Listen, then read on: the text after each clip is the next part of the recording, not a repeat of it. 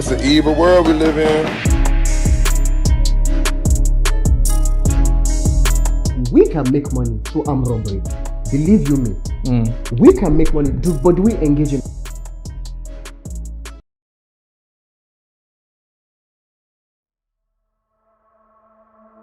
Sally was approached by Andrew when she was 20. Due to fears of harassment from his fan base, she's withholding her real name. First night that I worked for him, Andrew bought me like 5 bottles of wine. So I got completely drunk because I'd never done webcam work. So I was very, very nervous. Then that night, we were just sitting on the bed and Andrew punched me in my arm. I went to the bathroom and cried. It really, really hurt to have someone just hit me in the arm for no reason. I was very confused. Sorry. Sorry, I don't want to cry. It's okay. So then when I came out of the bathroom, he was super, super nice. Like, from what I remember, Andrew didn't have any alcohol at all. It was literally just me. That night we cuddled and we ended up having sex and I was really, really drunk. That was my first night. Then it was kind of like every single night I would work. But as soon as he handed me my money, I soon forgot about him hitting me and everything else. And it was just like, wow, I've got all this money now. Like, he would just pay me a flat fee of £15 an hour, which back then was fantastic. I was making £5 an hour at my 9-to-5 job. But when you look at the money that I was actually bringing in, it just doesn't even scratch the surface. I have a lot of questions. Multiple personality disorder. That's what she just described, Andrew Tate. A man who you're just seated for no absolute reason. Bam! On the shoulder. Then you come back. Oh, he's just sitting there like... Does that logically make sense? The like, you know, you were mentioning it earlier. The part which always raises questions for me is the idea that how did you get in that room in the first place? Oh. How were you in that situation? And like you said, I haven't even started. Like for example, she said herself that whenever she got the money, she would overlook everything else that didn't make her happy. So one, she wasn't necessarily forced to be there, but chose to stay for the money. Dude, you forgot. I think you didn't listen to the main part. After he had punched her, we need to emphasize on that. After he had punched her, giving her that sex. How did are we mad? Because I would assume if it was forced, she would have mentioned that it was forced. Person that said she was punched in the arm for no reason, getting like sexually abused. I think you can expect her on the Eiffel Tower ring. Hey, he raped me, sort of. Right? So certainly it wasn't rape. So how did she suddenly get in the mood? Anyways, those are things I don't even wanna. Were there any other instances where there was physical abuse? Yeah, so when we moved into the bigger apartment, that's when more girls started coming into the apartment to work for Andrew. And that's when I just witnessed so much, like verbal, physical, not just to me, but the other women involved. And it just got worse over time. Andrew would call us lazy hoes. I saw him smack girls with a belt because she wanted a lion. He used to strangle us as well.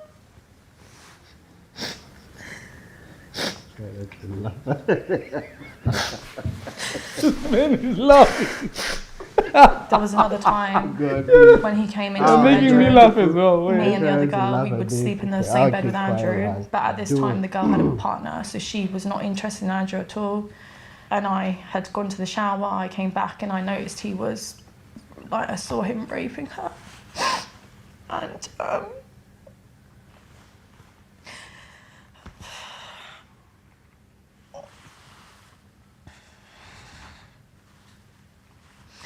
when he threatened to beat me up in the bathroom and he said, oh, I don't give a fuck if you call the police, I'm gonna beat the shit out of you. That's kind of when I knew, you know, I had to get out of there. I stopped working for Andrew about March, April time, and I went to the police shortly after that. Nothing was done, really. They didn't take me in for questioning, they didn't interview me. The other girl that he had raped, she went to the police, and then that's when they arrested him and took him into custody for like 2 days.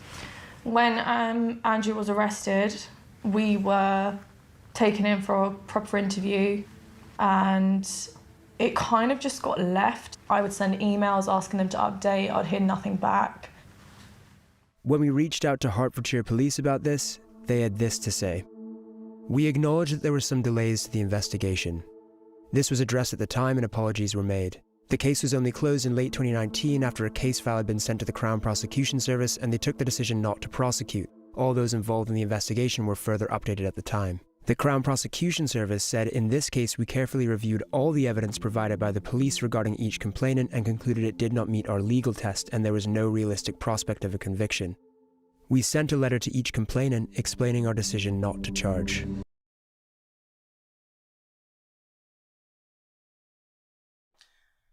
A lot of criminal, how would I say it, allegations being made. I'll make it like we start by making it clear, right? Any man who goes about hitting women, it's not self-defense. You just Or need any to form have- of abuse, we any don't form of condone or abuse agree with. is a loser. You shouldn't engage in that. So, yeah, it's just you being a loser. If you feel the need to hit someone, as I always say, go on the street. There's boxing gyms everywhere. Step on the shoes of someone who's your height or something. You get busy. You get busy. So don't go about trying to hit people who are obviously like not physically in your like not physically strong as you are or whatever it is. Then we now head to the allegation itself. A lot of loopholes, a lot of questions, things just don't make sense to me personally about what she said. Maybe she hasn't explained herself clearly. Do I believe? No. Do I believe anyone deserves to be abused or disrespected? No one. But I feel like respect is reciprocal. You deserve respect until you prove otherwise. Being there in that situation, I was speaking about this with my brother, and I'm like, I was even telling you guys earlier, when you get yourself in a situation, right? When you get yourself in a situation where you are being treated like this, you have yourself to blame for it. There's really no victimization or whatever. Whether it's happened, whether it's a lie, whether it's true, the morality is what I assess. What brought you there? I take it personally, it's a waste of resource. When you go to work, I'm Muslim. When you go to Islamic nations or these stuff, they don't waste resources on such things, man. It's clean and clear. You commit adultery or all this, and you know it's pretty simple, so people do know. And the same punishment, because I tell you, believe you me, a place like Saudi or whatever, she comes and says she's getting arrested same way he's getting arrested because she just admitted to a huge crime of her doing this sex business or whatever it is. Like, my question is this: for women who engage in this, what other respect are they expecting? Because I feel like you fully disrespected yourself and you're expecting, it's like you're trying to extract water from an igneous rock. Or wait, what's the hardest compound? Hardest material? Diamond. You're trying to extract water from a diamond. That's what you want someone to do. To find a way to pretend that they respect you when you've obviously proven yourself not worthy of that respect. So be in the right situation, carry yourself, because you will never hear, like these old rape allegations and all that, you would never hear a nice hijabi girl from a proper Arabic family, brought up properly, coming out and saying, hey, I was in the club and he raped me. Shit is still yet to happen. Because why? At that point in time, she's in her father's house, doing what she's meant to do. Or she's in her husband's house, doing what she's meant to do, taking proper care of herself. You make yourself accessible to men who you clearly know have 0 ounce of respect for you and will treat you the way you portray yourself. Probably this guy, and Tate scouted her from a social media platform And if you check that social media platform, the things you will see. Most likely. The things you will see. So he's engaged in a business which he believes that is her form of practice. I don't know. Okay, I don't know. But totally, that's something she practices. He's engaged with her in that form. You never find the same man, even if let's say he's committed. You never find him if he's got his wife, like a proper wife which he has vetted and all this. You never find him carrying belt to belt her or whatever they said he's doing. Treat her like gold. It's the same situation we had the Dubai prince and the allegations of these rich Dubai guys who fly out women from Miami or whatever, and they would dehumanize them. But once you see their wives taken care of, oh my respected. God! Once you see their wives, I think that's one of the perfect. That's a perfect example actually, because it's kind of like once you fall under that bracket, that then doesn't make sense for you to demand a certain level of respect when you've already thrown yourself in a disrespectful it's not like bracket. I'm even I find it very hard to find. So what respect are you expecting from the world? Not even men, even your fellow women. What respect are you expecting from them when you disrespect yourself? Because you see, my whole view of the whole thing is we don't know what happened. Obviously, we don't know the reality. But of what the story. we know, what she has based confirmed is that on she what took she herself said. there. Despite my point, my point is, or my view of this whole scenario, is that as an individual, take responsibility. If things happened as a result of your choices, sorry to you. Certain things should never happen to people. But we don't live in a perfect world. We don't live in a heaven on earth scenario. You put yourself in a situation with bad people, bad things will happen. That's what I'm trying to And preach. so the choice to put yourself in that situation is your choice. It's not necessarily you are responsible for that. me being hateful to or not insensitive of her It's just me saying these things are preventable. They are. They are very, very preventable. To a large extent, they are. $5 per hour. You need more than $5 per hour, right? That's what she's earning. She says she needs more than 5. He's giving her 15 or pounds. There are ways to get it. And also the question is, do you need it or do you want it? Do you need it or do you want it? And also there are ways to get it. Are you willing to do the work also? The truth is, we can make money through armed robbery. Believe you me. We can make money, but do we engage in armed robbery? No. Is that example making sense to you? It makes sense, of course. We can be wealthy sense. with scamming, but we don't engage in it. So, because we don't know the ramifications, the consequences of engaging in such activities. And if we engage in it and we get arrested, we can't go complaining and start blaming society. MashaAllah. You've said it. That's what I want to hear. You can't go and say, they arrested me because it wasn't me. Police would laugh at you if you're like, no, I got associated with the wrong group. Fix your stuffs, please. Fix your life. When he went into Big Brother, that's when they started to take things seriously. He's on TV. We need to get him out. They told me, the producers don't want to release him because he's proving to be entertaining. He was removed because of this ongoing police case.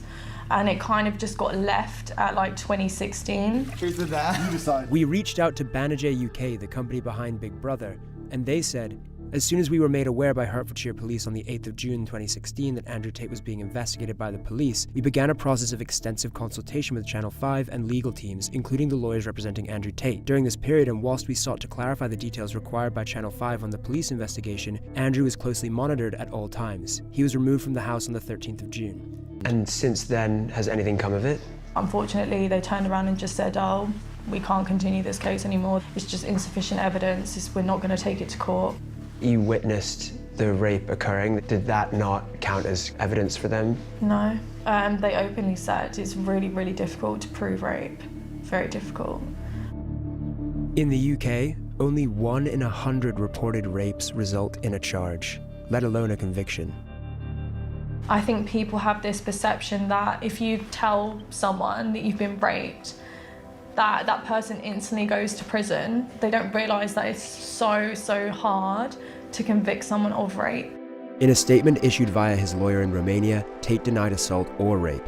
He said, "They wanted money because I fired them. The police understood after the investigation that I am innocent, and the police found messages from the girls' phones where they were talking between themselves and planning to lie about me."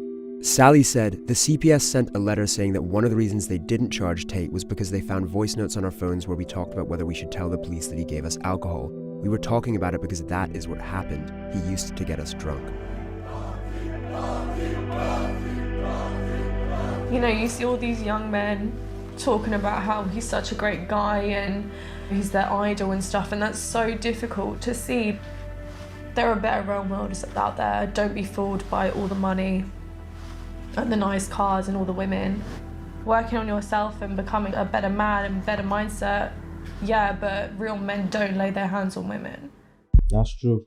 That I agree with. That's certainly true. Real men And don't lay their believe hands on me, women, we are not naive. regardless. I am not under any illusion that you see these people online and what you see there is everything there is to see. Obviously. There's always things No one behind is the scenes and perfect. so on. The whole idea is you take the good that you can from a scenario and you learn from it. Yes.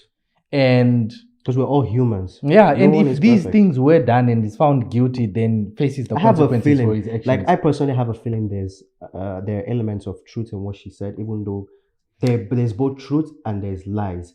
And this is why I come, like, I mean, I think now I have at least the duty to tell him, since he's become a Muslim, that it's wrong, whatever business he's engaging in, because he's also acknowledged that he does this business. In Islam, we don't do that.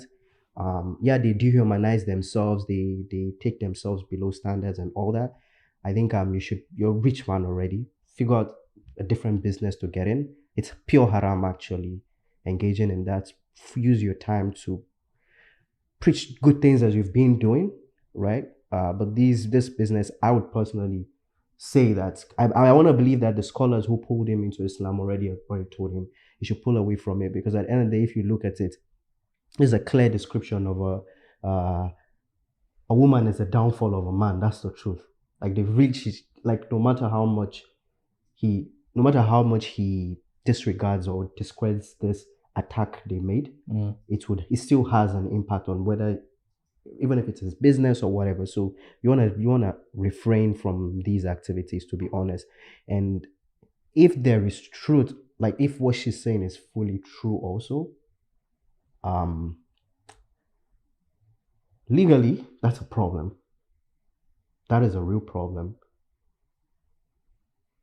I personally, for some reason, I can see his view or understand his view of why he wouldn't have gotten it as being a crime, doing what he feels like, because he would sort of feel like, oh, these women are already because there will be no instance where he had hit up she doesn't even need to be married, like an Arab princess or something, or even from there will be no. And it's not that he can't, he's got the wealth to do that, but he just knows not to go there.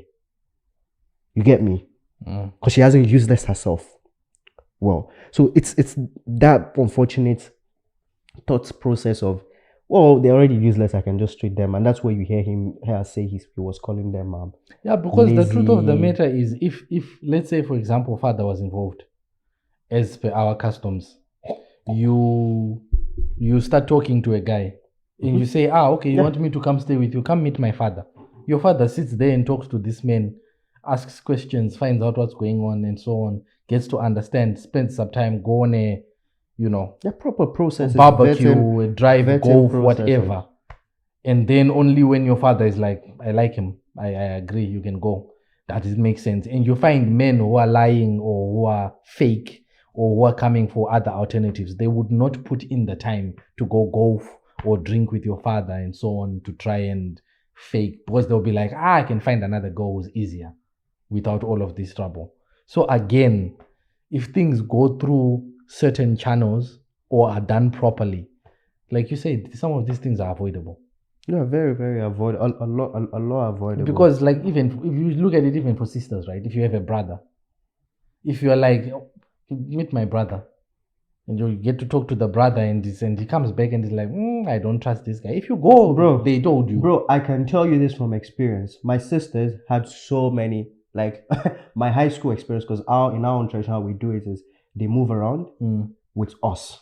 So it's either me, my big brother. My brother usually never really had time. So I'm almost, I would say 80% with my sisters, or my younger brother, or cousin, or uncles, usually. My dad rarely, but there has to be a guy there. And majority of the vetting or the filtering of guys was done by me. Like me, it's not like I know, it's simple things I noticed. I'll give an example I'll never forget. It was me, and a guy came. There's a normal process you follow, you request, you've already probably chatted her up that you're coming, so she's away. She tells me someone's coming. Okay, cool. I'm available and doing my things with my friend. The guy comes in with his nice, cool ass car. She comes out of the house, they're having a discussion, whatever it is. And I'm just there doing my normal thing. And then I find a pack of something in his car whilst playing. Something. Yeah. Condoms. No, not condoms. It was it's Powder. Yeah. Okay. I finally, I'm like, what is that? I didn't know what that was. But then normal, we're street boys, so I was like, this thing looks like something valuable the way it's packed. And I actually took it. I would never forget. And I really liked the guy because the guy used to give tips. I used to bless me. Give tips. Yeah, he used to. for your brotherly services. Oh yeah. It's normal. Like it's normal. Oh, and so I think I had asked one of my uncles, what is this? I think this will make me money. And the guy checks and does his accent around. He's like, this shit is drugs. And from that day, literally, because they asked, where did I get it from? I'm like, this nigga's car. And my uncles call her and they're like, I hope he's deleted. Yeah, he's blocked. Okay. Vetting been done. As it should be. Clean. No more talk. No more. He doesn't even come close to the area. You get me? It should be. So those are processes we follow, like normally where we come from. And so these ones, they try to skip the ladder. Although they act like, oh, they didn't know. It's really weird. And that's why I would really. That is the biggest. I won't. It's weird. Ever. Like you get flown out or whatever. Is he bringing you to his mansion to preach the word of God?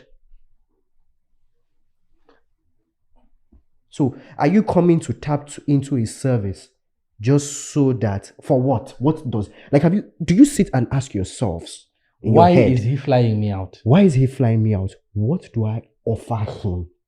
What do I have to offer Or what him? does he expect He's a from multi-millionaire, billionaire, whatever it is. You're coming to his house, whatever. You are there to be singing praise and worship.